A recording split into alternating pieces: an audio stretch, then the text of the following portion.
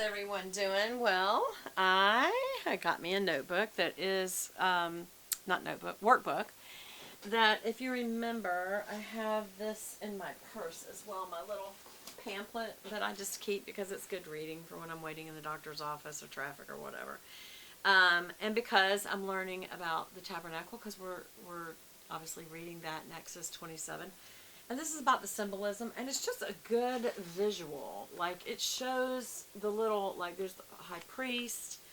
I'll show you some of the pictures. It's kind of crossword puzzle. It's got some things to do. This is for teaching lessons, and y'all, I'm going to do them. How many lessons does it have? 12 lessons. So I'm going to do them with y'all, and I'm just going to use this as we read along in the Bible about this. I'm just going to insert these in there, excuse me, as we talk about the tabernacle.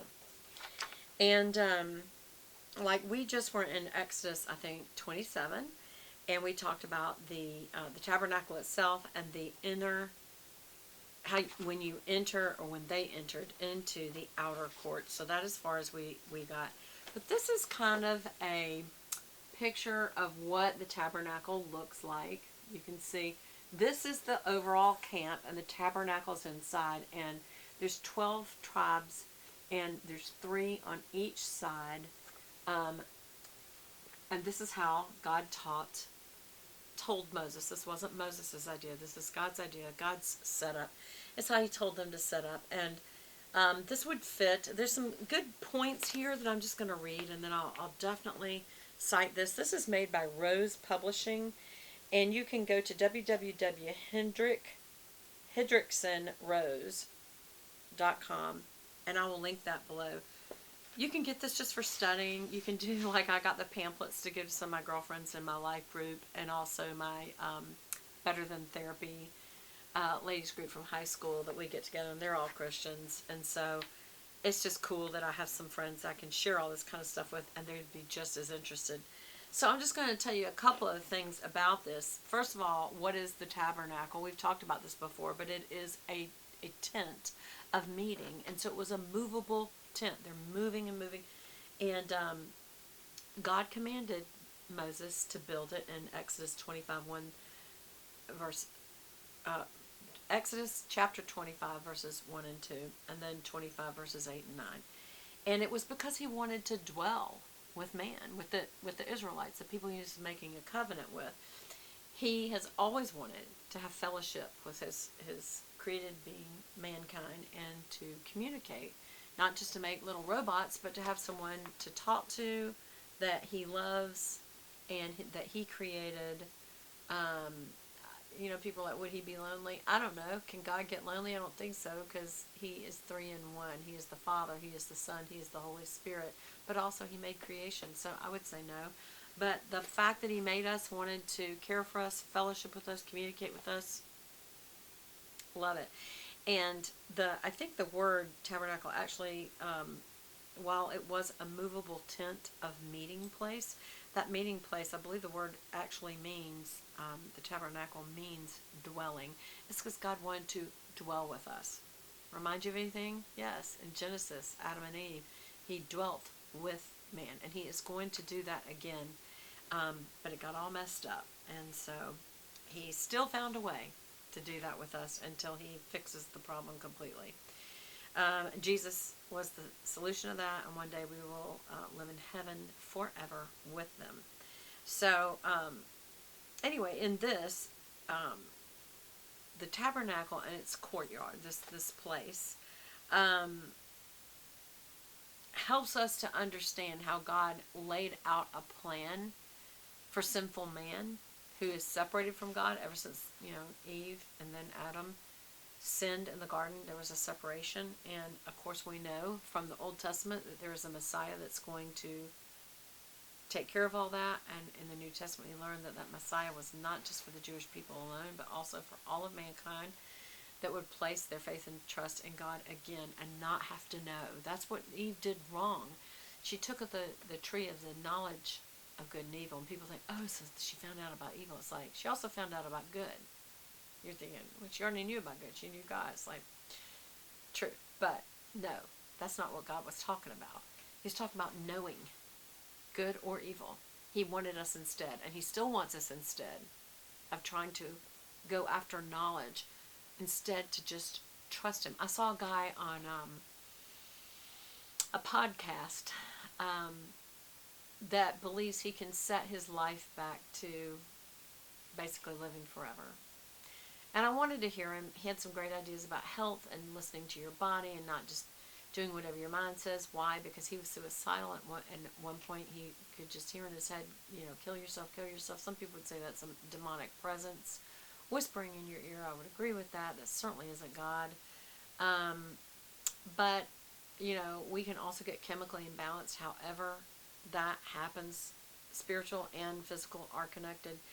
And people can get so depressed that they want to give up, and those chemicals can cause actual hallucinations. Maybe they are physical, maybe they're visual or hearing or whatever they are, or maybe that's not even it. Maybe it's just in your own head. And that's what he was saying, is you don't listen to your head, you listen to your body. Your body will tell you how to survive. You just need these vitamins, these minerals, and this is what you eat, this is how much sleep you do, and these are the drugs you take. I'm like, so now you need drugs from man? He even suggested metformin. I'm like, oh no, I don't think that's the way. Metformin's a replacement when you are pre-diabetic to diabetic. It's not a good idea to be doing something like that. So, eating some vitamins and mineral supplements, sure. Vitamin D3 we're pretty much all deficient in, and to process that and absorb it, I think you're told to use a K2, and I take some vitamins like that. But he was saying I could live forever, I don't have to die. And I'm like, bless your heart. He talked about his dad and how he was a drug addict. He'd always taken care of his dad, and I thought, even didn't say, okay, I see where this guy's really coming from. He doesn't even see it. Brilliant guy though. And following it to a T. You got to respect him. In fantastic shape, had incredible posture, because he learned about how that can really mess up your brainstem, your neck, all those nerve endings, blah blah blah. Bottom line was, he says, as long as we get enough knowledge and we can make sure that we can make everyone follow it, we could live forever, and that way we could coexist with AI. Obviously, AI is something a lot of people are worried about, because they're saying that they have so taught these robots how to interact. They've even trained them with logic, how to answer, how to do things, that they are going to take over and kill us. So it's like, what, not if God doesn't say so. And that's not really how I read the Bible and how we're going to end as a human race. And we will. Except for the ones that God saves, and that is through Jesus Christ. By the way, this guy was a practicing Mormon most of his life, was depressed from that, and a wife and children that he could not. He was a devoted father, but he ended up getting divorced, left the Mormon church, and felt suddenly free. I can get that, because I don't believe in Mormonism. And if you are a Mormon, please keep watching, and also comment below, because I'd like to talk to you about the Book of Mormon and about being Mormon, or Jehovah's Witness, any cult-like offshoot of what people believe is Christianity, but it's not. It's Christianity plus, and that's never okay. Jesus is enough. Everything else is no. So, anyway, we could get deeper into that if you want to. Please comment below. But the guy just kept talking about if he had more knowledge. I'm like, isn't that what Eve went after in the garden that caused all this mess in the first place? And not only did it not bring her eternal life, it brought on death. And that's why you can't beat it. You'll never beat it. God's not. He even said, nothing against Catholics or Christians or Christianity itself, but even Jesus told us to drink wine and bread, which is killing us, is full of sugar, and it's not good for you, and blah blah blah. I'm like, first of all, the wine was in complete moderation. The water of that day was not always fit to drink. He was very clear you should not drink to excess, and that sometimes that wine that they had, some people say it wasn't alcoholic. No, it was the best wine there was, so I'm sure it was plenty of alcohol, but it was only in moderation, and it actually was somewhat different because it soothed the stomach. The alcohol of today hurts your stomach. So, and the bread, it wasn't the kind of refined bread we have now. It was unleavened bread, and he was helping them to survive. It was from wheat, so, and it was, the poor people didn't have all the richer foods. That was just a way to get by. So, he kind of put down Jesus, and I thought, okay, I don't like this guy. And then I thought, you need to pray for this guy because he's so lost. And the whole reason he's trying to live forever so he can help his dad live forever. And I thought, bless his heart. He's really hurting. If you're really hurting, please comment below and let me pray for you. Let all these other people pray for you. Alright, I don't know how I got off on that, but anyway, it's important. It's much more important. Anyway, so we studied the tabernacle to understand how God would come into a position of dwelling again with mankind and having fellowship his way. And so he said, okay, I'm going to do something else. We already had the garden. That didn't work because you didn't listen. Listen this time. And he gave, as we're reading about Moses, exact measurements and everything that he wanted. And we're going to talk about it all. But it was a place that God dwelt with the Israelites for 400 years. And from the time of Exodus that we're studying until the time of King Solomon, and that's when the actual temple, the permanent temple, was built. This tabernacle was in the center of the camp. Remember, this is the whole camp. And then the tabernacle piece was in the middle, and then all these mini tents of the people. And on this map it shows the names, like the tribe of Ephraim, the tribe of Manasseh, the tribe of Benjamin, and underneath it's a number, and it shows you how many, what the number of the males under 20 for each tribe was in there, because that's how they counted people back then. And the total would have been 505,000. So probably double that for the amount of women and children as well.